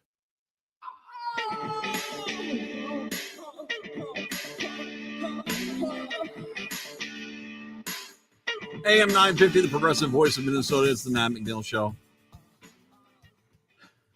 Trump has brought in Trump water, apparently, to they deserve to be gifted. They drink the Trump water in East Palestine, Ohio. I'm sure someone's paying for it. Well, it's got to be a two-handed water bottle, too, because remember, that's how Trump holds his water bottles. So earlier today, he lands in Ohio and he's walking down the stairs and he looks like he's actually managing the stairway okay. And there's this guy like, that's what my president looks like. Look at him handle the stairs. I'm like, sweet Lord, is your bar low? He manages to not roll down the stairs at the airport. Which, by the way, nice airport that they've actually brought the 1970s stair car from Arrested Development and wheeled it up to the plane. But yeah, they got Trump water. Trump water is going to be the best. We're bringing you Trump water, which is discontinued in 2010. Lord, is that true? That wouldn't surprise anyone. I mean, oh my God. Oh God. This now people are posting videos of apparently Sylvester Stallone was tasting Trump water in 2007 and poured it out because it was so bad. It discontinued Trump water. Trump Ice natural spring water, often referred to as just Trump Ice, was a bottled water brand owned by American businessman Trump. It was discontinued in 2010. Oh God, I bet that's a little stale. Boy, I think you might want to take your chances with putting your face in the oil-covered creek and sucking that water down better than Trump water. Wow, God, that's just hilarious. Oh, and here is more. Yeah, here is more of them just bragging. Look, my president can walk down some stairs. Unbelievable. God, it's just look, my president has a pulse. Isn't he great? Here is the craziest part, Brett. This truly was a horrible accident. And we've had this happen before. Wasn't there one up in Canada where the train came into town and blew up and it wiped out half that town? Do you remember that from a few years ago? Oh, yeah, I remember that one. Yep. You know, this is truly a horrible thing. Dear Lord, I really do feel sorry for you. But you sit there and you basically are just trying to turn your natural disaster, or your man-made disaster in this case, into a Trump campaign rally. I'm sorry. I have good luck with your 13-year-old water. Yeah. And by the way, should be noted that the people of East Palestine, the reason why that train even came through your town was because Donald Trump deregulated that. The reason that train did not have the brakes on it that would have prevented this accident from happening was Donald Trump undid this. So as you sit there and you praise 13-year-old bottled water, unbelievable. 13-year-old. Here you go. Hey, who needs some paper towels? I can chuck those pretty good too. God. Ugh. 952-946-6205. Now, I want to bring up another story. Apparently, the DFL is starting to throw this idea around. State lawmakers are considering a bill to give most in-state students free tuition to Minnesota colleges and universities. DFL senators proposed creating the Minnesota Commitment to Higher Education Act, which would allow eligible Minnesota residents who are enrolled in a public state college or university to apply for a grant to cover the entire cost of their tuition fees. Now, a student would qualify for the grant program if they met the following requirements. This would not be a free-for-all. They have to complete their FAFSA application. They have to be enrolled in a Minnesota State College, Minnesota State University, or any of the University of Minnesota's 5 campuses, or in a tribal college. Has a family adjusted gross income of less than $120,000. Hasn't earned an undergraduate degree, so this is not for advanced degrees. Is enrolled in at least 1 credit per semester. That's a pretty low bar. Is meeting satisfactory academic standards. So if you're passing your classes, you're taking classes, you're just new to college, you're in a state university, your family has not got a ton of cash, we're going to make the state universities, basically, or give you the opportunity to apply for a grant to see if they can basically make it free. The bill's fiscal note estimates that nearly 59,000 Minnesota students would qualify for the free tuition, costing the state about $315 million annually. It would increase Governor Tim Walz's proposed higher education budget by 70%. We have a unique opportunity right now to ensure they're no longer burdening our students with student debt, said Omar Fata, the DFLer from Minneapolis, on a rally at Capitol Steps. In one of the richest states of the nation on earth, it's immoral to continue the path where we're continuing right now. The bill's chief author, Fata, is the bill's chief author and the chair of the Senate Higher Education Committee, and later press conference that granted free tuition to students would help fix Minnesota's severe workforce shortage and boost enrollment in Minnesota colleges. The grant program under the bill would be administered by the Office of Higher Education. University of Minnesota Regent Darian Rocha, who testified Tuesday on his own behalf and not of the U Board of Regents, said he's in favor of the intent of the bill, but warned that the possibility of the program leading to proliferate spending like on administration raises. We need to put guardrails on the expense side, otherwise it will likely end up making a few powerful people wealthier on the backs of your good intentions. We have not done the current generation of students any favors with the increasing national and state costs of higher education. The time to reverse that trend is now. Republicans in the Senate Higher Education Committee on Tuesday said they're concerned about the high annual cost. The recommended committee referred the bill to the Senate Finance Committee. Now, I want to make sure a few things I want to point out here. There have been study after study after study that have shown the pound for pound impact on a community to offer a deeply discounted or even free college education ends up paying back the individual, the state that does this dramatically, because what you're doing is not creating a bunch of people. We're talking 59,000 Minnesota students. You're not creating 59,000 people who are making $14, $15 an hour. You're making a 59,000 students who are making 60, 70, 80, $100,000 an hour or an hour and a year, a much higher rate of return, which in turn, just paying your taxes as you're supposed to, means the coffers of the state actually garner far more money. I mean, if you think about it, if you have people who are only making $15 an hour, it's let me just do a quick little Matt's math corner here. $15 times 40 times 52 equals $31,000 a year, right? That's $31,000 before taxes if they're making 15. But if all of a sudden you can get someone who's making $75,000 a year, that's 2.5 other employees that basically they're making money and they're paying taxes. And so they're paying more in taxes than the other individual. So, I mean, this is not rocket science. You actually end up getting paid back more. And you create a diverse workforce because, you're going to basically, if you're a company, you're saying to yourself, well, I could go move to this state, which doesn't have a lot of higher education people. Or I could move to this state that's got a ton and they're coming out of college and they got that they're robust. They want to work and they're not, saddled with debt. And why not? Let's go there.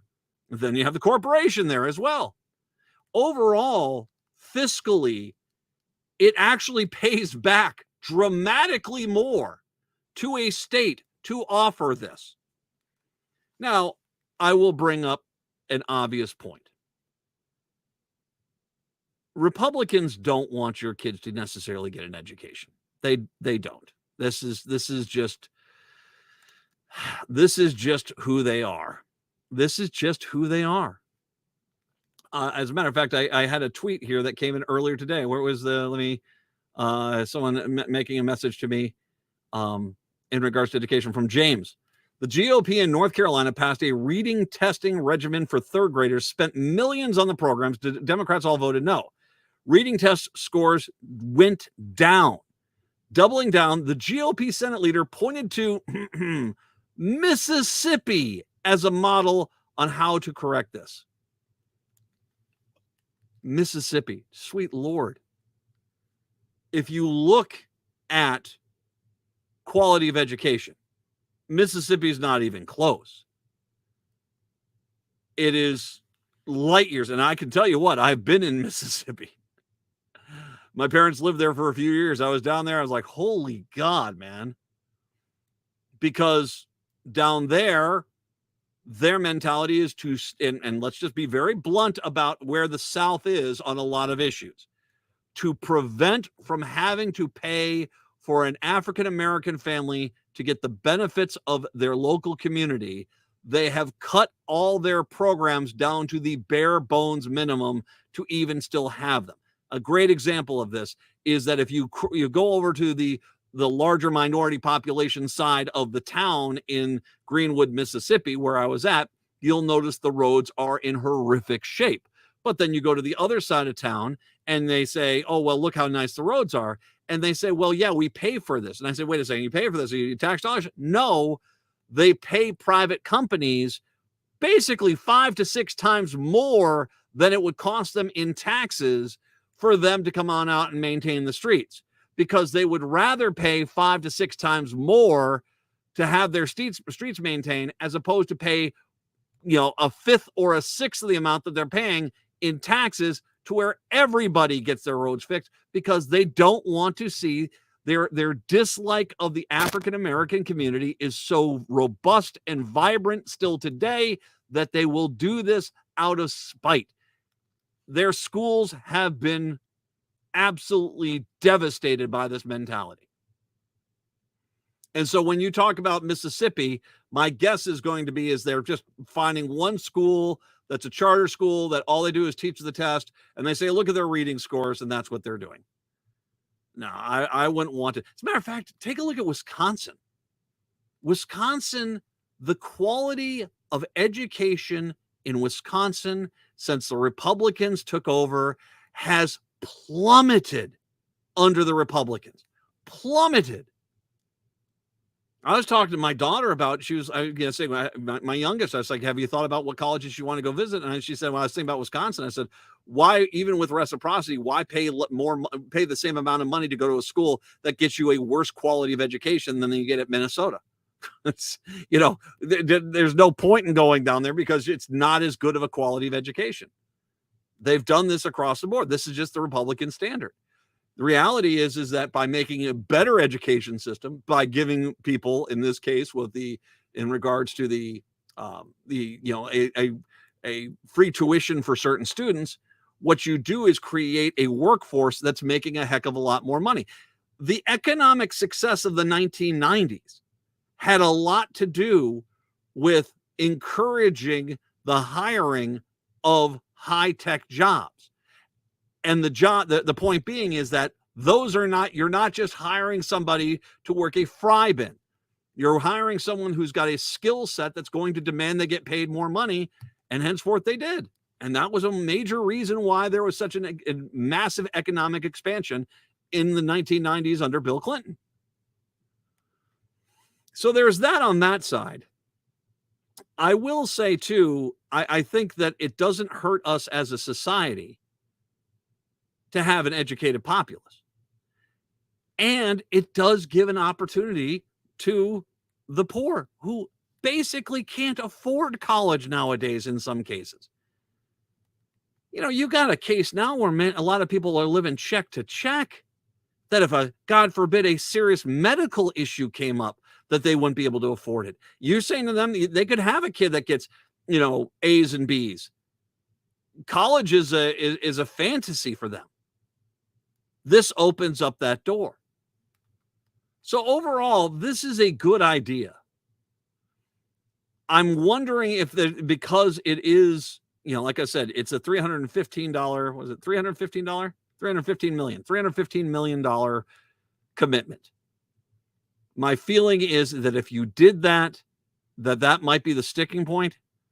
But the reality is that in 10 years, you're going to probably be making 5 or 6 times more than that investment in taxes back. With people who love Minnesota, who want to stay here and are not looking to move.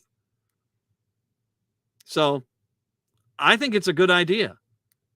And as bold as the Democrats have been so far this legislative cycle, I got to believe that's going to be something that's going to resonate. And I don't care who you are. In rural Minnesota, I don't care if you're the most Republican person. I think what we saw is that there are some people out there that when you get these opportunities, they're going to try to take advantage of them. And what you just have to do is when the Republicans come back out there and try to take credit for the bill that they voted against, you have to scream, no, you didn't do this.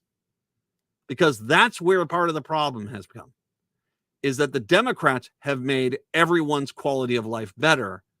They just have not screamed it as loud as they need to make sure people do realize the Democrats are the ones that are on their side. 952-946-6205, 952-946-6205 is the phone number. We'll take a break. Come on back. It's the Matt McNeil Show right here on AM 950.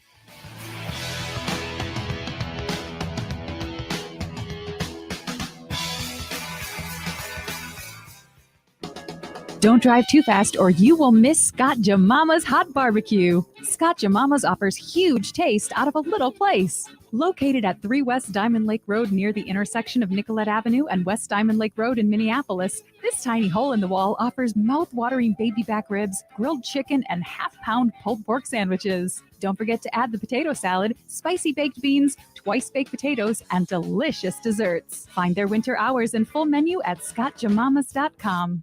Hi, Matt McNeil here. On December 8th, I was driving home in my Toyota Sienna from Rudy Luther Toyota. At a traffic light, a car slammed into me. Without a doubt in my mind, if I hadn't been driving a Sienna, I wouldn't be here right now. The car is designed to take a wallop and keep the people inside safe, as it did for me. It's one thing to hear someone talk about safety standards. It's another to become an example of the safety standards. The Toyota saved my life, and I will always own one. If you want real safety, visit Rudy Luther Toyota. Rudy Luther Toyota, the corner of 394 and 169 in Golden Valley. On This Queer Book Saved My Life, we talk with LGBTQ guests about the queer books that saved their lives. On our next episode, we chat with Minnesota Book Award winner David LaRochelle about the book Conundrum by Jan Morris. We discuss how life-giving empathy can be, and we get into LGBTQ characters in children's books. Listen to This Queer Book Saved My Life every Saturday morning at 7 a.m. right here on AM 950, the progressive voice of Minnesota.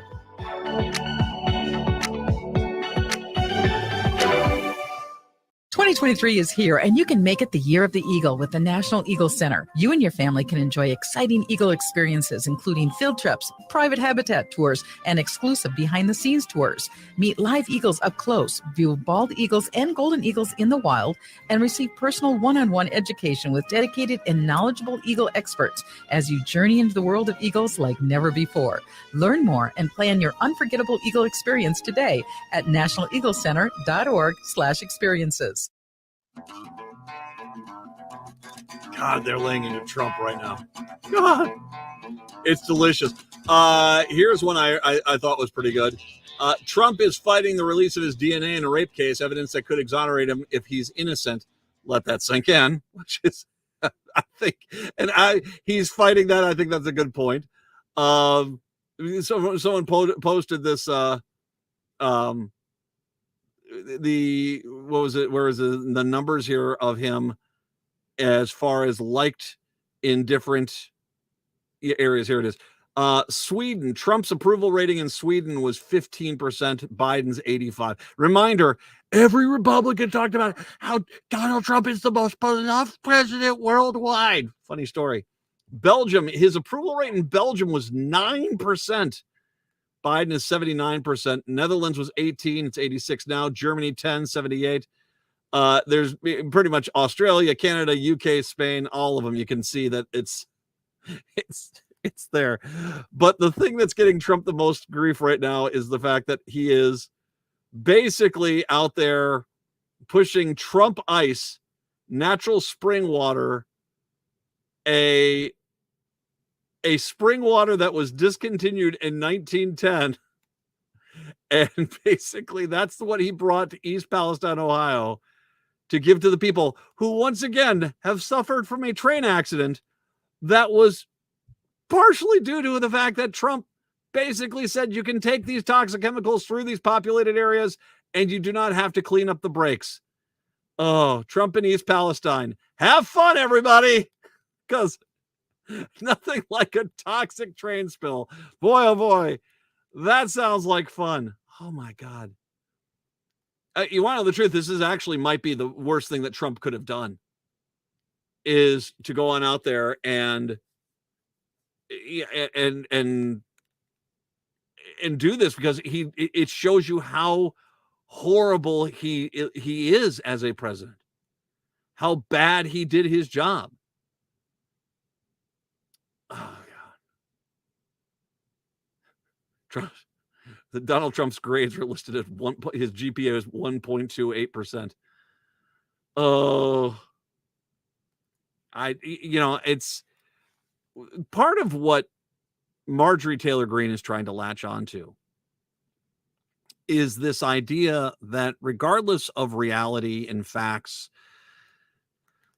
that the Republicans have decided that they would just rather think that they're right, and so are willing to rip apart the country and do that because that's what the case may be. It's why there are still a shocking amount of Republicans, who honestly think that Donald Trump still won in 2020, even though they haven't produced one speck of proof that any of the states he's contested actually went his way. They're so desperate to keep him there. I think what you're seeing is really actually a preemptive strike. They know that Trump is likely going to be their presidential nominee in 2024. They know this because look at what's going on in East Palestine. Here are the people he has basically gone to the bathroom on, saying, "More rain, please." These people are cheering for the guy as he brings 13-year-old bottled water to them and nothing else and say, isn't he the greatest leader of all time? And never once have asked the question, why haven't you declared a natural disaster zone so that we can get federal help? Nope. Because they would rather live. I've said this for years, and it still holds true.